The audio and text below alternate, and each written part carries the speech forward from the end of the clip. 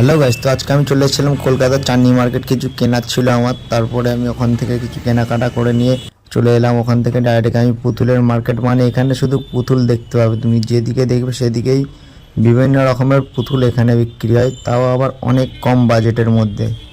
তোমরা এখানে আসতে পারো, এখান থেকে পুতুল নিতে পারো, ঠিক আছে। আর এখান থেকে না কিনলেও তুমি যদি এসে শুধু ঘুরে যাও তাও তোমার খুব ভালো লাগবে, ঠিক আছে।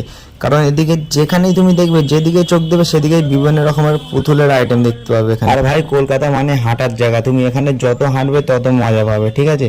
আমি তো এখানে যত হাঁটছি তত খালি পুতুল দেখতে পাচ্ছি চারদিকে। আর এখানে কাকা ফোনে কথা বলতে বলতে আমার দিকে দেখছে, মানে ক্যামেরা দেখলে সবারই পোস্ট দেওয়ার মন যায়, কারণ কথাতেই আছে না, বয়স বাড়লেও কারো শখ কমে না। আর হ্যাঁ, এখানে তুমি 4 থেকে 5 ফুট হাইটের পুতুলও তোমরা 400-500 টাকার মধ্যেই পেয়ে যাবে, যেটা তোমাদের আশেপাশে বাজার থেকে কিনতে গেলে 1000 থেকে 1200 টাকা দাম পড়ে, মানে বুঝে লাগে। তার থেকে ছোটগুলো আরো অনেক কম দাম, ঠিক আছে। তো এসে তোমরা ঘুরে যেতে পারো, এখানে খুবই ভালো লাগবে।